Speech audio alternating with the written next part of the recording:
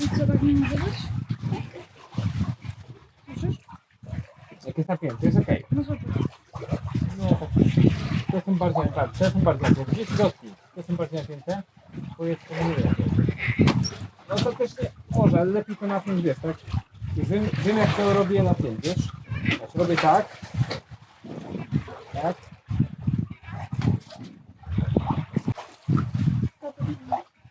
Nie wiem, czy tam to już no i stoją tam. Dziś przechodzę.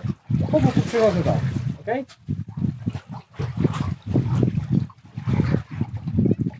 Nie. Bo ty nie masz... Dobra, okej. No to na to nawet nie zahaczaj, to na to. No ale to jest bez chwilę. Wiem, no ale nie każdy nie poradzić. No to już tak nie trzymam. Super, tak? Dobrze. Tak. Teraz tak. Wracam. Tutaj gdzie wchodziłem. No tak, dokładnie. I przechodzę pod tym. Tak. Okej? Okej, dobra. I teraz wkładam tą klatkę. I wychodzę. I zanim napnę, to ja tutaj sobie napnę trochę ręką i tutaj napnę. To jest bardzo dużo.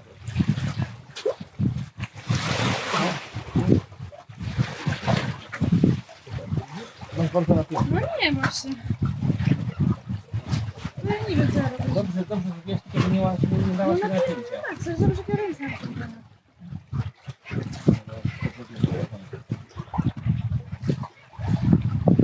Wiesz co? Nie trzymaj nogi tutaj, jak to robisz. Weź na tym, dobra. Może wziąć obok ciebie, żeby to wpłynąć na tym?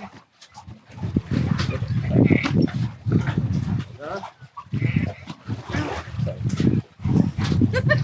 Co ja robię? Odgrywamy Titanica, dawaj. Dobra, czekaj. Czekaj, ale nie też.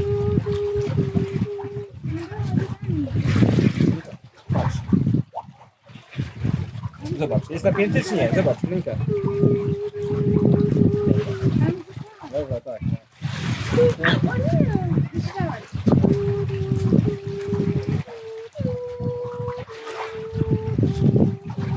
Dobra, robimy, patrz, zobacz, napięty jest czy nie? Zobacz jak ale nie stawiaj nogi, bo teraz zawsze muszę to postawić. Cześć kochani, u nas już 2 w nocy. Idziemy zobaczyć co tutaj się dzieje ciekawego. Wiatr jest beznadziejny. Wieje 4 węzły. My płyniemy, no w sumie ciężko powiedzieć, że płyniemy, bo aktualna prędkość to 0,4, 0,3 węzła, więc bardzo słabo. Wiatr strasznie kręci, praktycznie 360 stopni. Przed nami, za nami czyściutko na trasie, nie ma żadnych statków, więc takie warunki, że naprawdę można iść dosłownie w spanku. Witamy w dniu 3 i mamy dzisiaj pasażera na gapę. Zrobiło się słonecznie, więc mamy ładowanie. Pogoda jest ładna, tylko że wiatr jest niestety z dziobu, ale co ciekawe, i tak płyniemy w kierunku Galapagos z prędkością 0,7 węzła, ponieważ mamy prąd dosyć silny. Nasz pasażer odleciał, a po pewnym czasie znowu przyleciał. Doszedł chyba do wniosku, że Seagull w tym miejscu to jest najlepszy środek transportu. Na dzień 3 dochodzi południe. Płyniemy dalej w kierunku Galapagos. Mamy wiatr taki powiedzmy nie najgorszy, ale też nie najlepszy. 6 węzłów prędkości, kąt 70 stopni do wiatru. I spójrzcie, nasza laguna robi około 4 węzłów. 4 z kawałkiem. Tutaj na logu mamy 4,3. Mówi się powszechnie, że laguny generalnie to są takie jachty, katamarany, które słabo pływają do wiatru, szczególnie przy słabych wiatrach. No ale to nie jest prawda. Jeżeli macie dobrze wytrymowane żagle, jeżeli macie czyste dno, to laguny sobie naprawdę dobrze radzą. Powiem Wam nawet jeszcze taką ciekawostkę, że w roku bodajże 2016, mogę się mylić, może to był rok wcześniej, może rok później, są takie regaty przez Atlantyk, ARK się nazywają, pewnie dużo z Was, wielu z Was słyszało o tych regatach. Taki jeden gościu, on jest bodajże z Danii, na Lagunie 380 wygrał całe te regaty. Oczywiście miał dobre żagle, ale przede wszystkim był to niesamowity regatowiec, gościu z olbrzymim doświadczeniem i na Lagunie 380 po prostu zniszczył wszystkie te takie katamarany performance typu jakieś oldtimery, katany, które miały po 50 stóp. Tak więc jeżeli ktoś potrafi, ma dobry zestaw żagli, to Laguna naprawdę potrafi bardzo dobrze pływać. On się nazywał Lars, odnośnie Larsa, który wygrał te regaty. On miał customowe żagle, mianowicie miał bardzo duży spinnaker, bodajże 130 metrów, który mocował do topu masztu, do samego topu. Przeważnie spinnakery mocuje się trochę poniżej topu masztu, jakieś 2 metry poniżej, tam gdzie się wanty kończą. A on miał taki spinnaker, który... Znaczy oczywiście miał różne spinnakery, ale ten jego taki największy spinnaker to miał 130 metrów i był mocowany do topu masztu. I używał go jednocześnie z grotem, który miał bodajże 52 metry chyba, jakoś tak około 50 metrów. Tak więc łącznie miał powierzchnię żagla 180 metrów kwadratowych i używał tych żagli na backstagu, tak? To jest taka dosyć ciekawa kombinacja, kiedy używasz spinnakera łącznie z grotem. No, i płynąc z backstagiem i masz naprawdę niesamowite osiągi wtedy, bo przeważnie spinnakera używasz jako żagiel pojedynczy, bez już żadnych innych dodatkowych żagli, a on używał 2 żagli naraz, grota i spinnakera, no i ta łódka po prostu fruwała, ta jego Laguna. I ostatecznie wygrał te regaty, tak więc to nie jest tak, że są jakieś wolne jachty, tylko jest to kwestia umiejętności, kwestia doboru żagli i nawet z jachtu, który nie jest jakimś demonem prędkości, możesz zrobić demona prędkości. Cześć kochani, przyznam szczerze, że ja dzisiaj nie czuję się najlepiej. Płyniemy takim kursem by the windowym pod falę i mój organizm to rzeczywiście odczuwa. Wzięłam dzisiaj leki, ale nie jestem w stanie nawet nic zjeść, bo jakoś tak na samą w ogóle myśl to mnie mydli bardzo. Wiem, że muszę się zmusić, chociaż no jest ciężko. Postanowiłam, że muszę czymś się zająć chociaż przez chwilę, więc idziemy coś porobić. Mianowicie wymienimy naszą banderę, bo rzeczywiście już wstyd. Powiem wam, że bandery wytrzymują w ciągłych takich wiatrach bardzo krótko, naprawdę, tak miesiąc, 2 i już zaczynają się drzeć. No wymienimy, żeby na Galapagos nie było wstydu, przy okazji mogę się czymś zająć. Przypięłam się dla bezpieczeństwa, bo staruszek odpoczywa. Udało się ściągnąć. No, nasza flaga została nieźle poharatana. Swoje widziała. No i teraz trzeba na taki specjalny, nie wiem jak to nazwać, klipsik zamontować nową, przywiązać i będzie prima sercik. Słuchajcie, mamy to, flaga wymieniona. Teraz może dumnie powiewać na wietrze.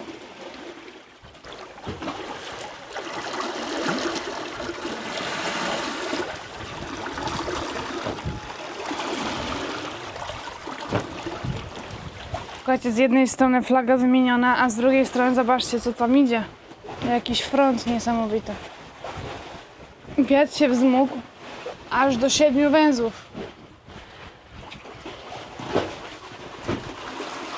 A z drugiej strony też jakieś takie niewesołe te chmurki. Słuchajcie, sytuacja wygląda tak. Zrobiłam właśnie zwrot przez sztak. Staruszek jeszcze troszkę tutaj zwija na sztagu naszą genuę, żeby być bardziej gotowym, bo nie wiadomo, czy nas uderzy, czy nie. Tam już widać, jak bardzo ładnie pada deszcz, więc miejmy nadzieję, że powoli słabnie, ale wygląda to naprawdę groźnie.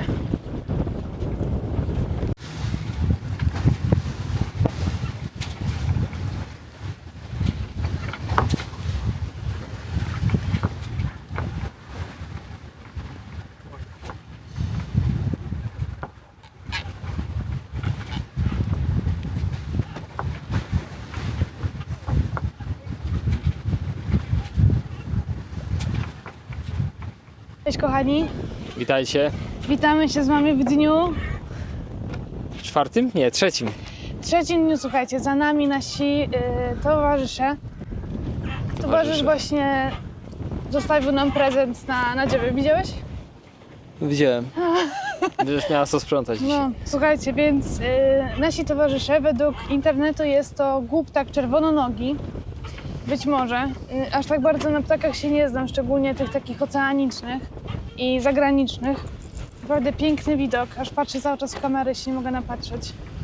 Były 3, teraz są 2, ale jeden gdzieś tak w koło się cały czas nas kręci. Słuchajcie, W ogóle jeszcze no. tylko dodam, że ten trzeci jest bardzo nielubiany przez te dwa, szczególnie przez jednego z tych dwóch, bo jak próbuję do nich podlecieć i się dołączyć, próbował już kilka razy, to ten jeden z prawej strony strasznie go odgania dziobem i skrzydłami, tak więc nie pozwala mu po prostu tam do nich dołączyć. No podejrzewam, że mają jakąś własną hierarchię, młody, starszy osobnik i tak dalej. Słuchajcie, przejdźmy do naszego sedna tutaj, zebrania naszego. Pokonaliśmy 338 km. Przed nami 1250. Więc jeszcze ta jedynka z przodu jest, jeszcze trochę nam zostało, ale jak widzicie płyniemy dość fajnie, szybko. O wiele szybciej niż choćby z rana. Powiedz, jakie wiatry? Tak, rano był wiatr bardzo słaby na poziomie 3 węzłów. Praktycznie staliśmy w miejscu. Znaczy bardziej płynęliśmy dzięki prądowi, bo tak naprawdę to był prąd, pewnie jeszcze dalej jest, który nas pchał cały czas w kierunku Galapagos. A więc pomimo, że staliśmy prawie, że bez wiatru, to cały czas poruszaliśmy się dzięki temu prądowi. Później ten wiatr zaczął się trochę polepszać. Obecnie już jest około 8-9 węzłów, z tym, że płyniemy by the windem, tam jest dosyć ostro, jakieś 60 parę stopni do wiatru. No i dzisiaj było takie halsowanie, ponieważ ten by the wind wieje tak naprawdę, znaczy ten wiatr wieje mniej więcej od strony Galapagos, to musimy się halsować, tak, raz prawy hals, raz lewy hals i się halsujemy. Więc to nie jest efektywne, nie płyniemy bezpośrednio na Galapagos, tylko po prostu halsujemy się i powoli się z tymi halsami zbliżamy do Galapagos. No i przez to, że mamy dzisiaj takie halsowanie i warunki, że tak powiem, bujalnicze, to poczułam się za rano bardzo źle, naprawdę bardzo źle. Nawet raz zdarzyło mi się zwymiotować pustym żołądkiem niestety, ale teraz już czuję się znacznie lepiej, już wzięłam większą ilość środków takich na lokomocję, no i czuję się po prostu lepiej i żeby tylko przetrwać. Słuchajcie, przejdziemy teraz do naszej ulubionej części, mianowicie wasze pytanka. Pytań jest raz, dwa, trzy, cztery, pięć. 5 pytań. Odpowiemy na wszystkie. Jakoś ciężko nam zawsze wybierać te pytania, żeby były tylko 3, więc dawaj. dobra, już odpowiemy na wszystkie. Pytanie pierwsze od Dexter40. Hej, serdecznie pozdrawiam, nie mogę się już doczekać na relację z Galapagos, no my też. A przy okazji chciałbym zapytać o jedną kwestię. W dobie inwigilacji i kontrol granicznych, czy to lotniczych, czy drogowych, jak wygląda sprawa na wodzie? Rozumiem, że musicie się zameldować i wymeldować w danym kraju, ale chodzi mi o inną kwestię, czyli spotkaliście się z sytuacją, że macie wjazd na chatę służb granicznych, czyli sprawdzenie jachtu pod kątem przemytu. Jestem ciekaw, jak to wygląda na wodzie. O, walka. Przyleciał Aż trzeci, się zaplątał railing. ale tamte chyba nie przepadają za nim. Więc Dobra, jak to wracając do wygląda? pytania, to oczywiście zgodnie tak jak powiedziałeś, musimy na każdej wyspie czy w każdym państwie zrobić check-in, kiedy przypływamy, później check-out, kiedy wypływamy. Co do kontroli, teoretycznie celnicy mają O prawo kurczę, to nas... już jakieś Mają prawo... to już zgromadzenie się robi. całe stado. Mają prawo nas skontrolować.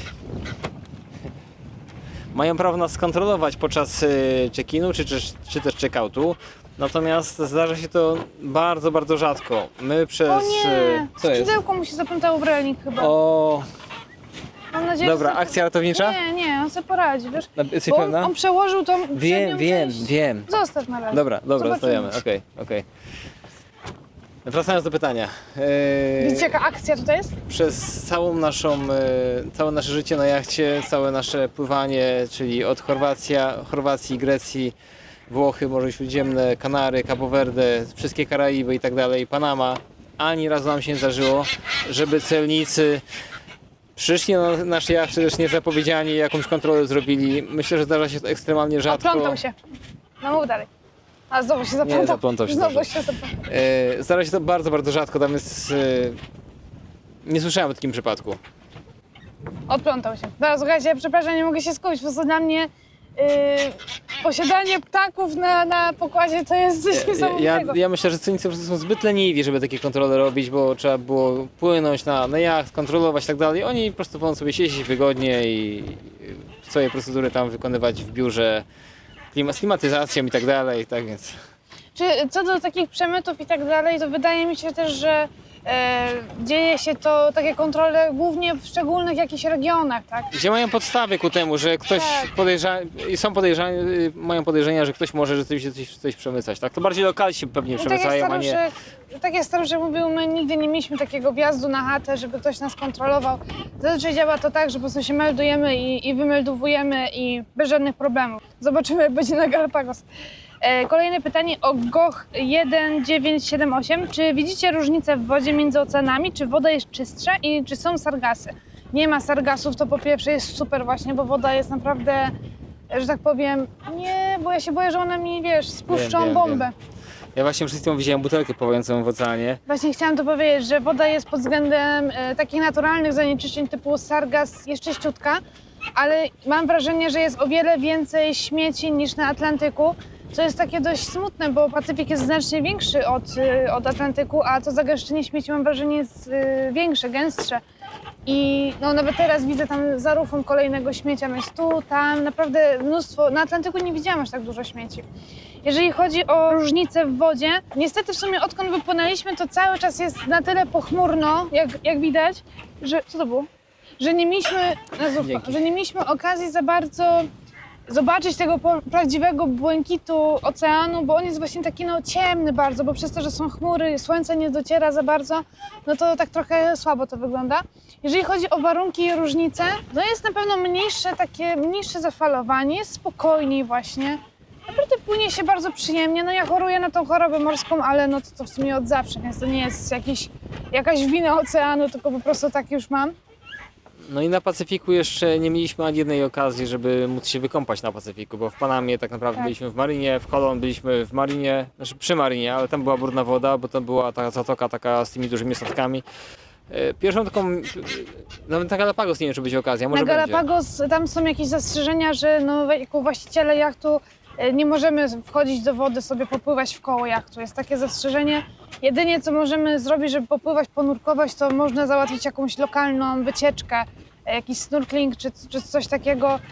Tak, Ale- poza tym to nie. Ale myślisz, że jak pójdziemy na przykład na ląd i tam będą jakieś plaże, na tej plaży nie będzie można wejść do wody? Raczej, no tam było tak napisane, że nie. Wiecie, Okej. jeżeli chodzi o papierek, no to na papierku wszystko fajnie wygląda i tak dalej. Zobaczymy, jak będzie w praktyce. Tak fajnie byłoby wejść do wody, no ale czy tak będzie można, okaże Zobaczymy. się. Ty masz jeszcze jakieś różnice między oceanami? Nie, no chyba wszystko powiedziałaś już. Co to jest? Jakaś Co tam walka się dzieje? tutaj. Słuchajcie, naprawdę niesamowite. Ja nie mogę się nawet skupić na tym pytaniu. Zobaczcie. Zobaczcie, to są te dwa, co się bardzo nie lubią. One się bardzo nienawidzą.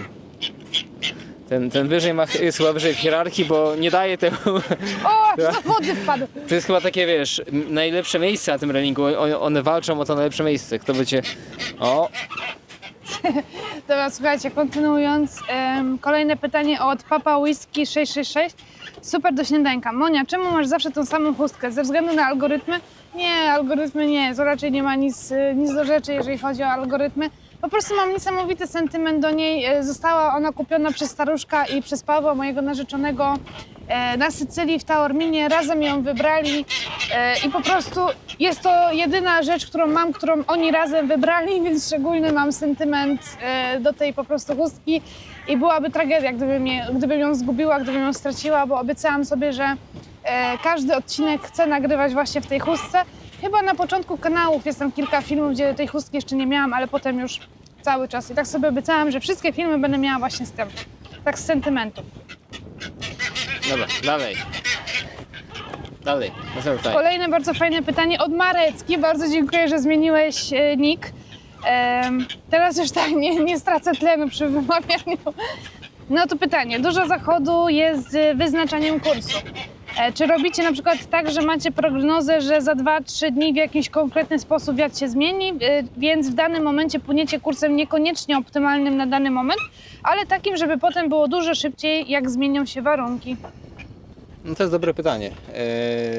Znaczy samo wyznaczenie kursu to jest dosyć proste, bo mamy Navionixa, elektronika, mapę, plotter. Tam jest wystarczy sobie spojrzeć, kliknąć sobie na Galapagos, czyli na nasz cel, zobaczyć jaki kurs jest od naszego bieżącego miejsca. Mniej więcej to jest tam 200 chyba 36, jak dobrze pamiętam. No i wystarczy tym kursem płynąć, tak? Natomiast druga kwestia to są wiatry, tak? No te wiatry nie zawsze są takie, że możesz tym kursem płynąć. Czasem, tak jak powiedziałeś, nie możesz na przykład tym kursem płynąć, albo możesz, ale wiesz, że za 2-3 dni będzie wiatr inny, który już nie pozwoli ci używać tego kursu i świadomie musisz zmienić troszkę twój jakby kurs, żeby przygotować się właśnie na te wiatry, które nadejdą za 2-3 dni. To jest bardzo ważne, bo czasem wiatry tak się zmieniają, że właśnie lepiej być na przykład bardziej na zachód, bardziej na wschód, żeby właśnie być gotowym na te nowe wiatry, które będą na przykład następnego dnia.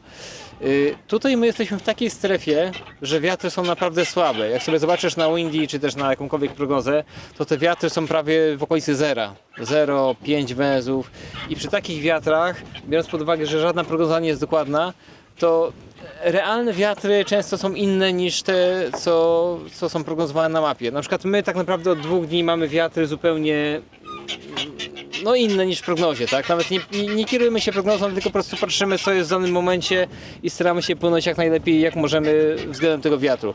Dopiero w drugiej części jakby naszego rejsu na Galapagos wejdziemy w strefę już tych takich silniejszych wiatrów i wtedy myślę, że te prognozy będą bardziej trafne i będzie można według tych prognoz się kierować i czasem będzie taka sytuacja, że kiedy wiatr się na przykład za 2 dni zmieni i będziemy płynąć na przykład nie do końca tam, gdzie jest nasz cel, tylko troszkę z boku, żeby być przygotowanym na wiatry, które będą na przykład za 2 dni, tak?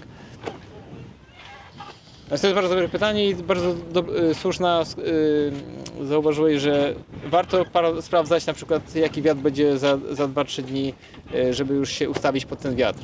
No, tak, Są też aplikacje do tego, na przykład Predict Wind, ale Jaka? nie korzystam. Jaka?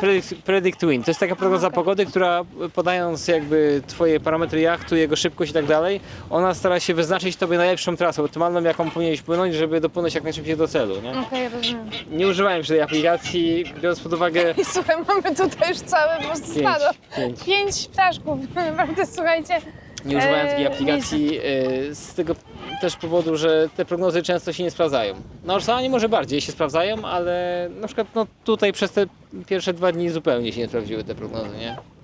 Dobra, słuchajcie, kolejne pytanie od Wygoda. Kolejny śmieć właśnie, nie wiem co to jest, ale widzisz? Tak, no tak jak mówię, bardzo przykre jest to, że na takim obszarze wodnym jest tyle śmieci, po prostu... Wygoda. Czy rzeczywiście dostęp do internetu na oceanie jest dobry? Pozdrawiam, PS. Staruszek jest łudząco podobny do naszego najmłodszego syna. O proszę, staruszek. Co do internetu, czy jest dobry? Nie, jest bardzo dobry. Naprawdę jest bardzo dobry. Jedyne, co jest dużym minusem, no to koszta, tak? No bo internet tutaj na tym środku Atlantyku, w środku Pacyfiku, jeszcze się chyba nie przestawiłam mentalnie na Pacyfik, jest bardzo drogi, tak? No po prostu za każdy gigabajt płacimy 9 zł plus podstawową miesięczną kwotę 1600, więc jeżeli chodzi o przepłynięcie z BVI na Panamę, to wykorzystaliśmy tyle gigabajtów i tak dalej, robiąc choćby te dzienniki. Przepraszam, ja to mówię, że zapłaciłeś chyba 6,5 tysiąca jakoś mniej No, więcej. ponad 6 tysięcy. To już jest cena łącznie z tą podstawą, czyli to za tak- dodatkowy gigabajt zapłaciliśmy 4 tysiące z kawałkiem. No więc tak to wygląda, więc za tą cenę internet jest, no musi być bardzo, bardzo dobry, jest bardzo szybki, nie ma żadnych problemów. Niesamowite jest to, że możemy porozmawiać z rodziną w każdym momencie przez wideo, bez żadnego zacinania. Wręcz śmiesznie jest tak, że z Polski nam zacina internet, że im coś tam szwankuje, a my na środku oceanu czekamy, aż w końcu się z nami połączą, bo nasz internet jest jakby niezawodny. Więc internet jest bardzo dobry, nie mamy z nim żadnych problemów, jedyny minus to koszta. I tak to się prezentuje. Następne. No już wszystko. Wszystko? Doszliśmy już chyba Okej. do końca. Jeżeli pominęłam jakieś pytanie, Ja pamiętam, że było pytanie jeszcze o moje włosy, że dlaczego, czy nie przeszkadzały mi długie włosy. Szczerze to nie przeszkadzały mi te włosy, problem tylko taki, że z tyłu już mi się zaczęły trochę plątać i z tego powodu je ściąłem. Zresztą mówiłem Monice, że jak wpłyniemy na Nowy Ocean, to je zetnę. Miałem ściąć w Panamie, ale był taki w Panamie jakby, byliśmy tak zabiegani, że nawet nie było na to czasu. ale w sumie nie chciałeś ścinać tych włosów. Że ja chciałem ściąć, tylko że nie było czasu. Nie, jak sobie ścinałam, to nie chciałeś, żebym ci ścięła. Znaczy, no mówiłem, Bronił że się, zetnę. gryzł Nie. mnie. No dobra, słuchajcie, ściął włosy. Następne ścinanie włosów dopiero będzie w Australii. Albo i szybciej. Wiesz, Nie, jak chyba będziesz nie. spał, to ci przetnę.